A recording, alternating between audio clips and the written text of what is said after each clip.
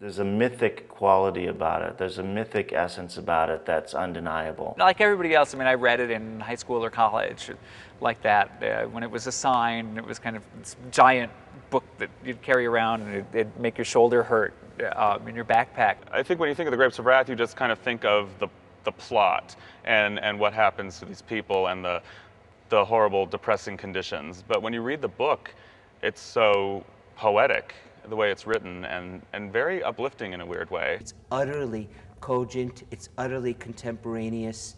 It's now. The Grapes of Wrath is this second.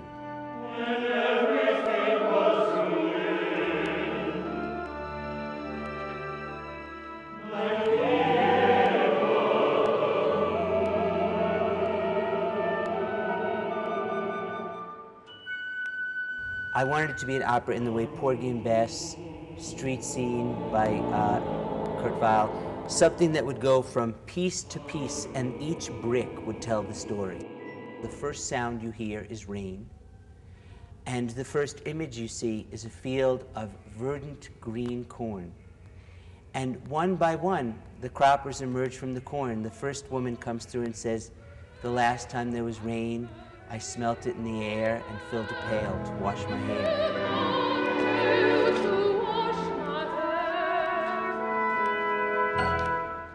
We're in this bucolic vision of the past before the Dust Bowl, because what we sought to do and what Michael did in the writing of the opening of this piece was, like Steinbeck, he told us the story of how the Dust Bowl was born. Nobody has done these roles before. Nobody knows who these people are yet. We have to discover that during the whole process. So it's very liberating and very exciting because you get to create everything from the ground up. To be able to sit there and talk to the composer right there and say, you know, this part, what were you thinking when you wrote this part? You know, this is so spectacular.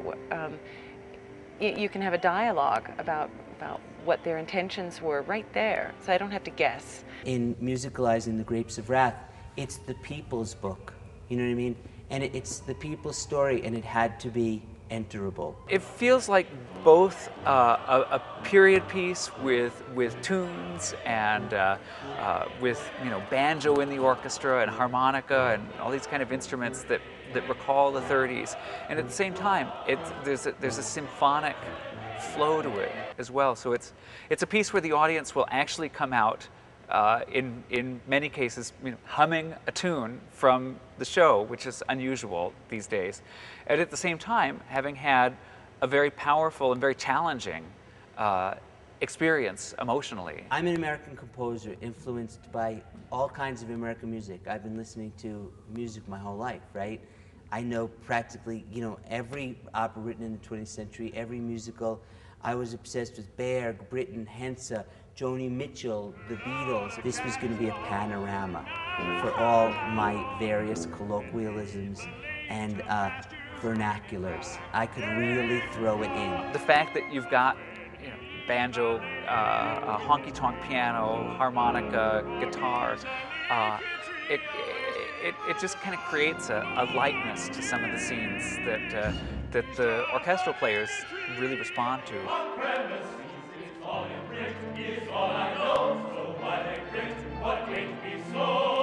I went back now as a grown-up and read it again. I was really struck by the beauty of the language. Opera gets to be so, highfalutin sometimes, and we're sitting up here singing these oaky lines, and it gets kind of funny. My kids was in the yard, I made 'em play inside, the smallest one, the boy, he cries.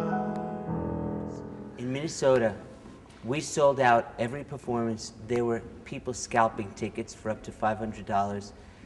It was like a roaring, screaming success. Singers are trotting out some of these arias in auditions already, which is a wonderful thing because they're identifiable American opera pieces that are beautiful to sing, and you sing them and people just love it. They get so excited because it's actually a beautiful melody. It's an amazing piece, and it's going to be around for hundreds of years.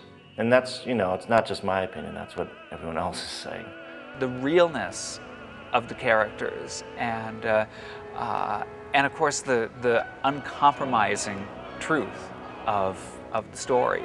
And I mean, I think that's what Ricky and Michael and Eric, the director, and all of the cast members have really captured is those real qualities to the people.